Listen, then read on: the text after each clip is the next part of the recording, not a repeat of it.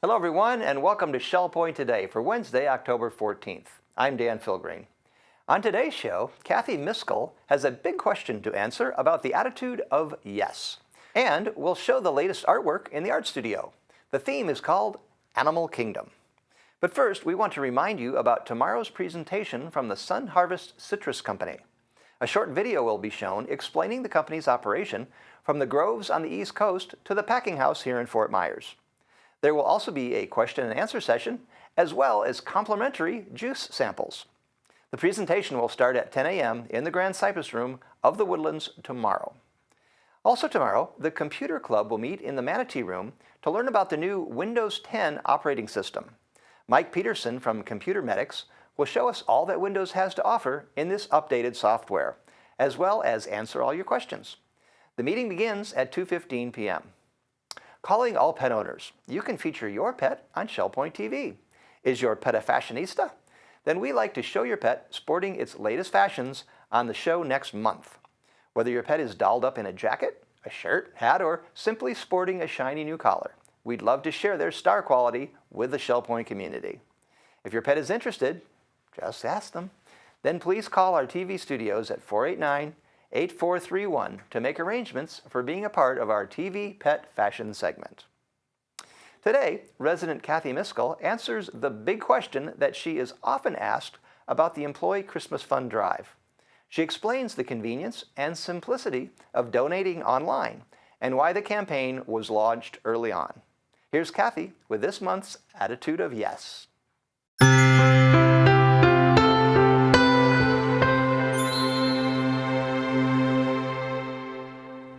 As chairman of this year's Employee Christmas Fund, I find that there is one question that I am most frequently asked, and that is, why do you launch a Christmas campaign in April?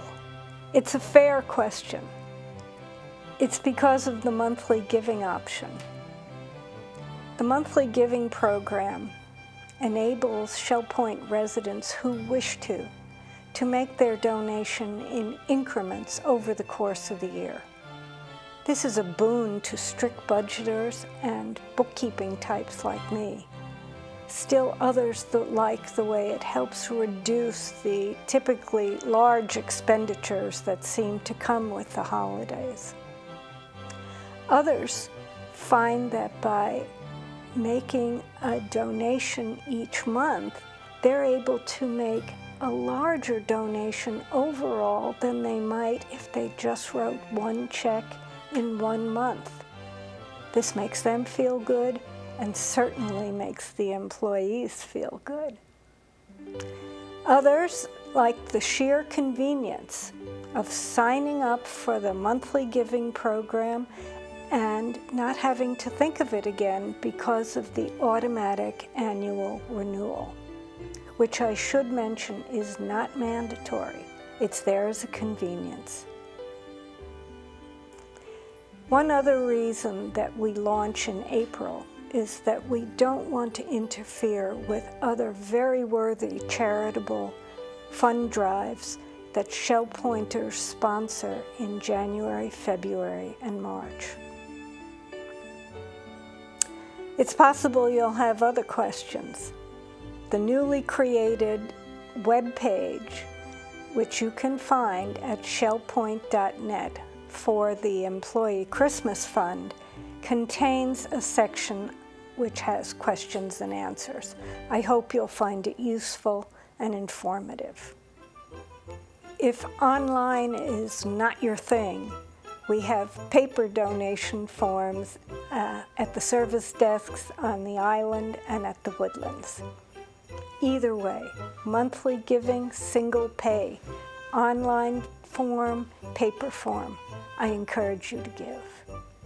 My name is Cathy Miskell, and I am privileged to be chair of this year's Employee Christmas Fund.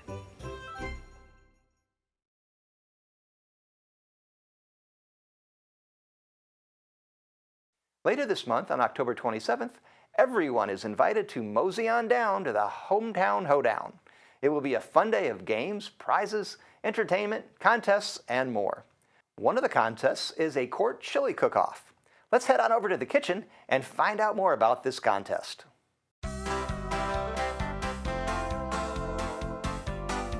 Okay, I'm getting my ingredients together. Ginny, what in tarnation are you Oh, doing? hi, Heather.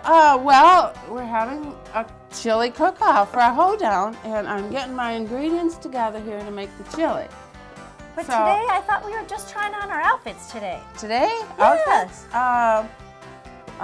Well, I'm in charge of chili cook-off, and we don't have quite enough people that have signed up, so I decided I better get going. So you're going to make your own chili. I think so. I got everything kind of pulled together. But Ginny, don't you know it's called a quart chili cook-off? Quart. What quart do you belong to? Guess I don't. This is for the residents. Oh, You're just supposed to help them get it all together. that's right. I am the one taking the names.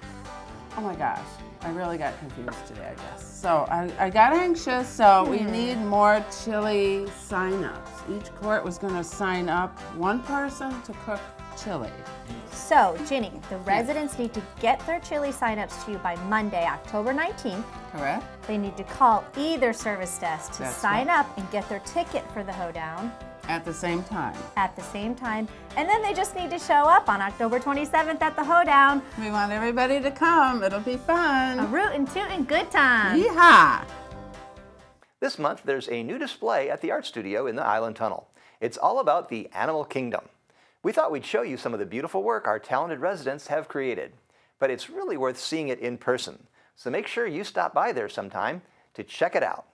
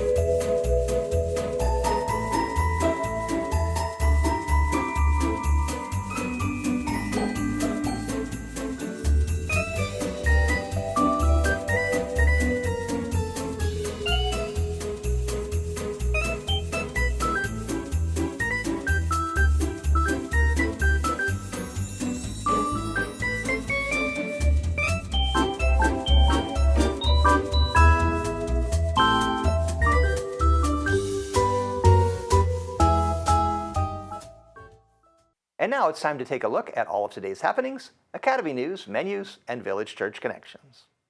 Well, it's time for the happening segment of Shell Point TV. I'm Bev Chandley, this is Caitlin Vanscoy, and this is where we tell you the activities that are going on today at Shell Point. We're going to start bright and early at 7:45 with the men's Bible study in the Osprey Room. And at 8 o'clock, the men's round robin doubles tennis will be going on at the Woodlands Tennis Courts. 8:45 is the time Lilly and Company Jewelers will be here. They'll be in the Resident Activity Center. And at 9 o'clock, we have the men's round robin doubles tennis down at the Woodlands. We have the watercolor group with Phil Hilton in the art studio at 9 o'clock. And then at 9:15, it's the time for the card making and scrapbooking group. They're in the Tarpon Room down in the tunnel. Now the ladies' Bible study will be in the Osprey Room at 10 o'clock. And we have men's round robin doubles tennis at the Woodlands Tennis Courts at 10 o'clock. And at 10:15, you'll find the Mile Yacht Sailing Club down at the Woodlands Commons Lake sailing their boats. And we have a Health Connections class at 11:30, ball edition in the Health Club, and that's currently full. That's the morning lineup. Here's Caitlin for your afternoon activities. Well, thank you, Bev. We start our afternoon off at 12:45 with the Health Connections class, Advanced Senior Strength. That'll be in the Health Club on the island, and that one's currently full. At 1 o'clock, we have chess being played in the Library Lounge on the island. And at 1:15, we have Coffee with the Pastors. That's in the Hospitality Room of the Village Church. A Health Connections class will occur at 1:15, Medicare D in the Social Center on the island. Sign up is required. From 1:30 to 3:30 today, the model train room will be open for complimentary tours and viewing. That's down in the Island Tunnel in the train room. At 1:45, a Health Connections class is Balance and Mobility for Beginners. That's in the Health Club and currently full. A free concert is at 2:30. Jazz and Stuff will be playing in the Grand Cypress Room of the Woodlands. Bible study in the community room of King's Crown is at 3 o'clock. And also at 3 o'clock, a Health Connections class, Pilates Stretch, will be in the Health Club. At 4:30, we have indoor bocce being played in the Health Club on the island. And then we move to 5 o'clock. The singles table is available at the Crystal Dining Room. And at 5:45, we have church choir rehearsal in the choir room at the Village Church. We round out our Wednesday at 7:15 with prayer and praise at the Village Church. Thanks so much for joining us today. We'll see you right back here for tomorrow's activities. Hello, I'm Terry Kolath with your Academy information for Wednesday. At 10 o'clock, Color starts in the Sabre Room of the Woodlands for those who have signed up. At 1 o'clock, Intermediate Bridge Session 1 will take place in the Game Room of the Woodlands. And at 1:30, we start Torn Paper Self-Portrait in the Sabre Room of the Woodlands for those who have signed up. At 3 o'clock, Word Processing Prep School will begin in the Computer Center at the Woodlands, and sign-up is required. Tomorrow, we have a new Academy on the Go, number 2, Tour the Southwest Florida Coast by airboat. And we also have a new computer college class. Your identity, money, and personal information are at risk. What can you do? Menus for Wednesday.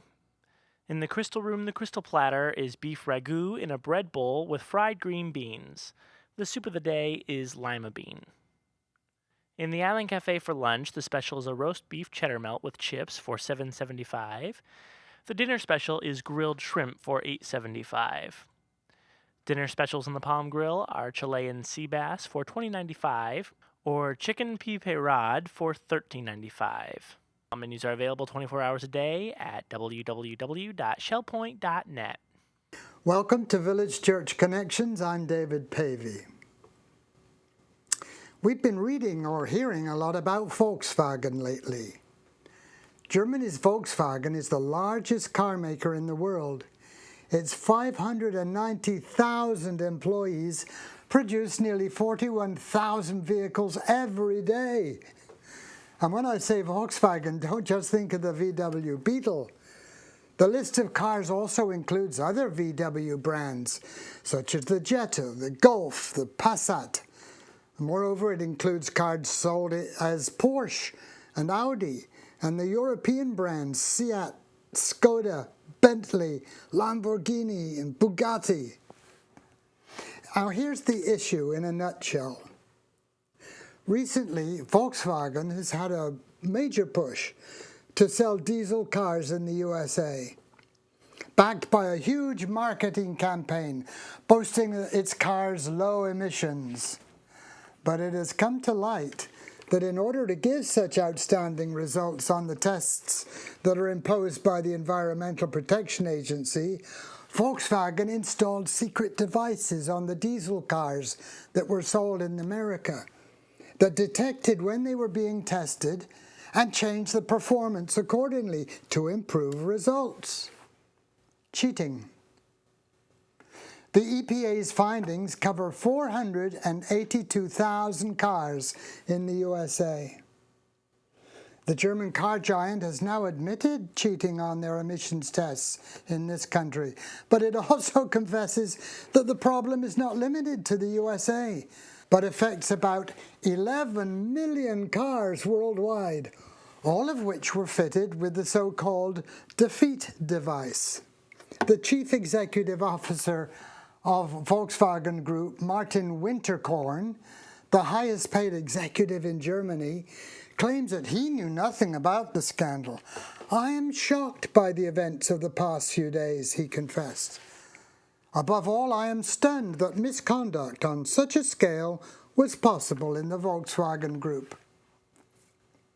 Olaf Lies, a Volkswagen board member, reported the board only found out about the problems at the last meeting.